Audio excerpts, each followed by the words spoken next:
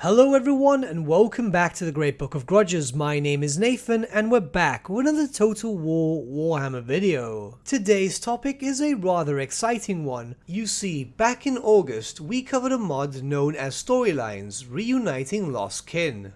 An absolutely amazing mod which turns Total War Warhammer into a completely different game, very much inspired by Dark Omen, Shadow of the Horned Rat and Mark of Chaos. Instead of running a typical Total War Warhammer campaign, that which is based on the typical Total War experience, a sandbox campaign, with this mod you'll be following a scripted series of events. There is no base building, research and so on.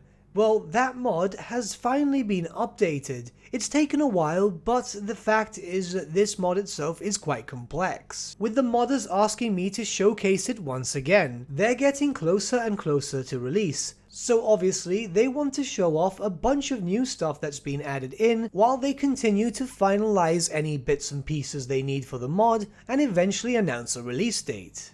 Changes will be noticeable as soon as entering the race selection screen. You'll still see all the usual basics, barring the fact that obviously the video cinematic intro is much wider now. Everything is a bit off center at the moment. I'm assuming that everything will go more to the center as soon as it's out of beta. I'm not sure if this is what they had planned or not. Now you will see that I've upped the difficulty to hard campaign and hard battles. This is because the mod itself has been designed with hard mode in mind. But let's not waste any more time on faction selection screens and let's jump right in. Currently there is a demo build prompt which will explain how everything works. We've already covered this before, but once again, just a big shout out to the modders themselves. Prop Joe, Zoidberg, Zoodad and Belisarian, all of which are big name modders who are fairly well known throughout the Total War Warhammer community. As before, your campaigns will take you to the lands of the far north, where you'll control a number of dwarf units who are seeking their fortunes. Here, a series of quests will take you across the regions of the Norse dwarfs, and you'll fight many horrors which lay in the corrupted northern lands. Recruitment is tied to one of the only tabs available to you. This will open up the recruitment ledger. The ledger itself is now extremely stylized. You'll be able to see how the unit looks, a custom banner with it, how much it costs in terms of upkeep, its type of equipment, and finally some custom made lore. This is a very interesting system, as you'll be able to know what exactly you're getting before recruiting them. Plus, having individual flavor for every unit that you can recruit is actually kinda cool.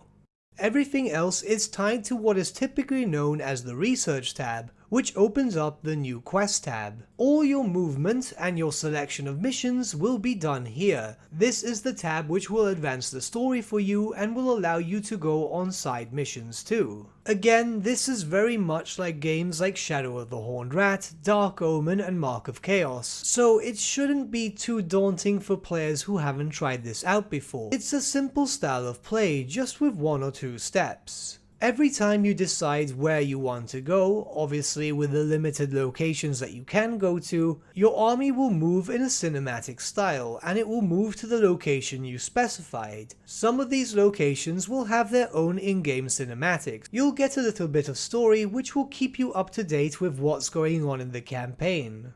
From there you'll get random quest prompts which will tell you more or less more parts of the story and will give you some options in some cases. This is a fluff heavy mod, so be prepared to read quite a bit. Unfortunately there is no way to add in custom voice files, or at least the modders haven't discovered how to do so yet. But until then, reading is fine. Believe me, the fluff is quite good and it can be quite entertaining. Early on there's a point A to point B aspect of the campaign, but as you progress through the missions, eventually you'll be able to do side missions too. More or less, in regards to the armies that you'll be fighting, don't take the actual pre-battle screen as what you'll be fighting against. In the majority of the cases that I've seen exploring through this mod, the majority of pre-battle screens will not have an accurate representation of what you'll be fighting. It's more left to you as a surprise, which I prefer prefer in all honesty. It's better to go in blind and be more or less surprised about what you'll be fighting than being able to have too much time to prepare beforehand. The first player battle mission is simple enough. It's there to get you used to the format more than anything. An easy battle where you and your forces must defend the Ironclad and its crew. You're fighting against a relatively small Norscan force, which isn't really going to cause you that much hassle. The battle is simple enough and you shouldn't have too much of a problem, but what you can note for this is it will introduce you to obviously custom made maps, as obviously some of the modders here are from the famously known GCCM mod. And obviously a few different scripted mechanics are in play. Some of them are quite complex, whereas here in this map, things are a little bit more stripped down in an effort to just introduce you to everything. Winning that battle was simple enough. From there, you'll get another prompt giving you a bit more fluff, but after that, you can carry on going onto your quest tab and moving about to your next location. After you've completed a quest, it's more than likely you'll need to return back to one of your friendly hubs. These are locations owned by fellow Norse dwarfs. Returning to one of those camps, more specifically that which gave you the quest, will finally reward you for the battle that you had succeeded at earlier. This will open up a completely new prompt, that of the ledger, which shows how much income you get from the quest and then your expenditure, as all your other dwarf units will have to be paid. Some of these units can be rather expensive, and it is entirely possible that you could end up with negative profits. This adds in a bit of administration for your forces. If you, for example, know that the frozen feathered ravens are no good for you, and their upkeep is making you go into the negatives, you might as well get rid of them. However, obviously I do have to state that all these uniquely added units have their own battlefield uses, so think twice if you want to get rid of a unit or not, because you will have to pay to recruit them if you want them back. More basic administration mechanics have been included with this update. One of such note is that of reserves. Say for example that one unit in particular is costing you quite a lot of upkeep, and when you complete quests, you're losing out on potential profits. Now, how this works is that you can put the unit into reserve. So when you do the mission, you won't have that unit accompanying you. So when you go to pick up your rewards, you therefore don't have to pay upkeep for that specific unit. As stated before, you'll eventually get access to side quests. Our current quest is that to march to Cracker Drak. However, we are able to either go to Last Hope Inn and fight alongside some Kislevites, which we have done so before, so we're not going to go there, but there is a new option, and a rather interesting one, as we're only fighting one character. We don't know much about this character, other than the fact that he can turn into a spider. The map itself is visually stunning, and once again, you can't expect anything less from people who are associated or also part of GCCM. Now, the mission itself is rather curious. We know an evil sorcerer dwells within this region, and we have to chase him. It takes us more or less into a bit of a wild goose chase, as the character mechanic-wise is known to disappear and reappear in different locations. You'll have to travel quite a long distance, and for dwarves, as you are aware, is not very optimal. Eventually you will get tired and therefore weaker in close combat. After a decent amount of fake-outs, you will eventually catch up to him. He will be in his human form, but as you get too close, he will then transform into a massive spider. Most, if not all of your army will be incredibly fatigued. Whilst the spider itself is fresh as a daisy, it'll do as much damage as possible, so be prepared, as you don't want to lose your units. You don't want to pay for them again, do you? Eventually, the spider was slain, and I went back to collect my winnings. However, you will note that since I recruited extra units, their upkeep was so high that I actually made a loss instead of a profit. This can be a bit of an issue, and money management is incredibly important. You're able to do other side missions if you have them, but a big mistake I made here is that I directly jumped onto the next mission and I forgot to put units into reserve. Cause, well, yeah, it's me. You guys know me well enough by this point, I think. And before we carry on, can we just take the time to appreciate the absolute stunning visual details added to some of these maps. I mean, we're literally looking at an area which is not playable. You can't put your units inside there, but it looks absolutely insane. I am of course not showing everything available. If I did, that would take all the fun of the mod away from you guys when it eventually releases, but what I'm showing on screen right now is one of the other maps, which is based around a Norscan camp, hidden far in the north. The rest of the map itself is more of a barren wasteland, and yes, that mammoth that did briefly appear on screen has a bunch of cannons on top of it, because, well, cool factor, why not?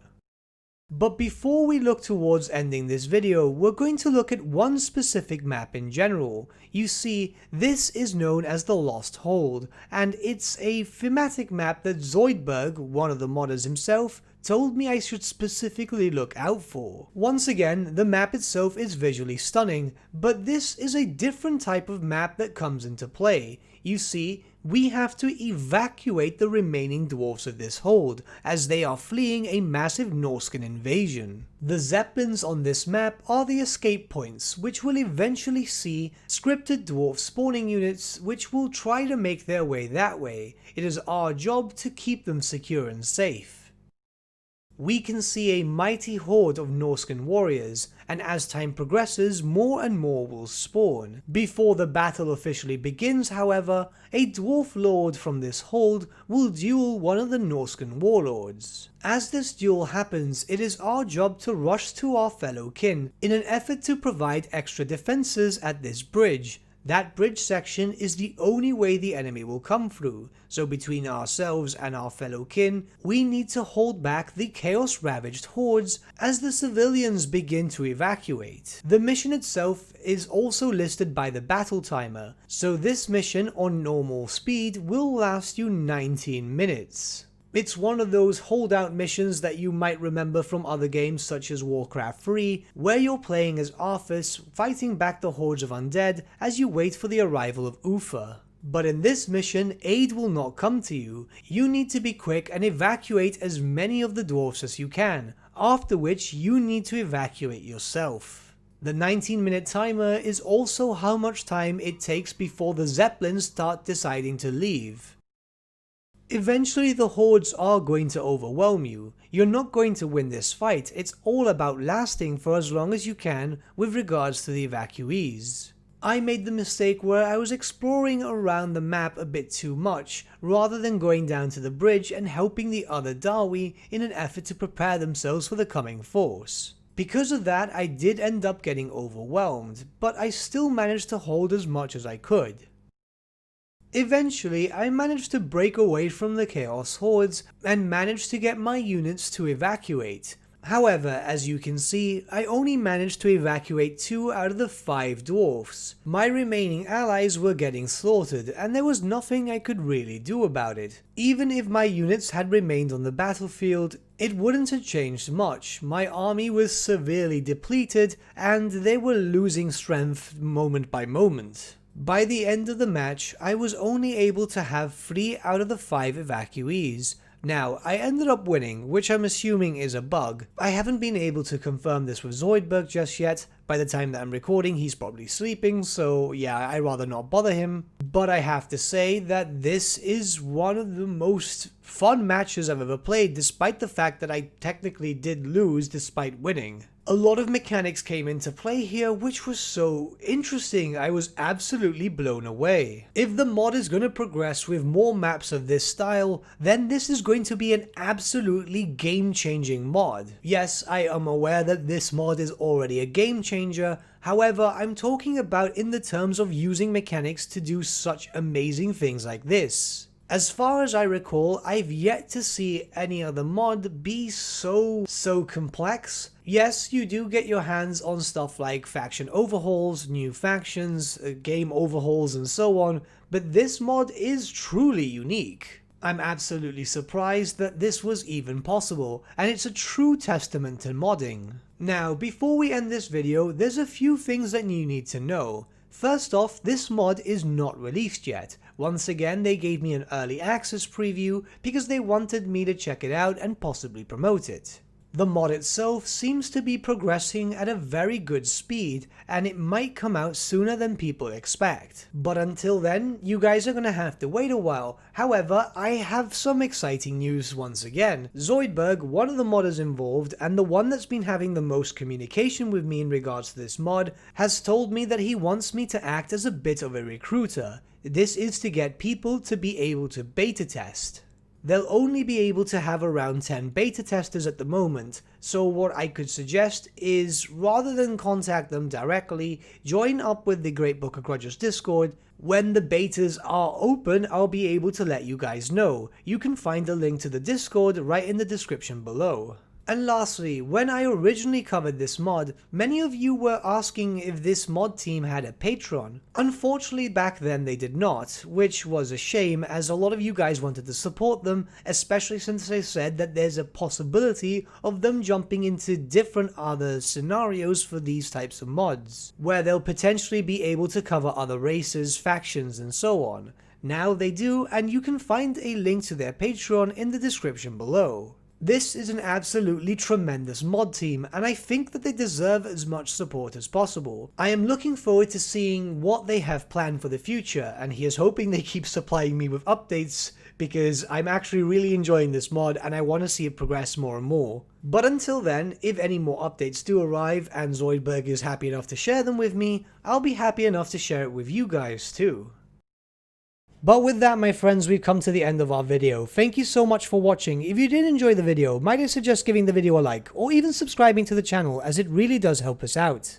In the description section below are various links to different social media platforms such as Facebook, Instagram, and Discord. Also in the description section is an affiliate link with Element Games where you could buy loads of hobby-based products, not just Warhammer, for 10 to 25% off. Making a purchase using that link and also our special code, which is also in the description, supports the channel at no extra cost to you, which we think is rather cool. A big thank you to our patrons. Your support means the world to us. It's amazing that people want to help a small channel like us grow and get to a higher level of content. A big thank you to Gibraltar LUSC, Ryan Bertsche, Andrew Prince, and Okro for subscribing to us at our Fame level. You guys are super cool. And a big thank you to Edward Yule, VS Vasan, Aaron Whitman, and Shaggy for subscribing to us at our King level. Honestly, we can't thank you all enough. And lastly, a big thank you to all of you for liking, sharing, and commenting on these videos. Honestly, it's because of you guys that the channel's been growing at such a great pace lately, so we can't thank you all enough. But with that, my friends, thank you so much for watching once again, and we shall see you all again very, very soon. Have a good day.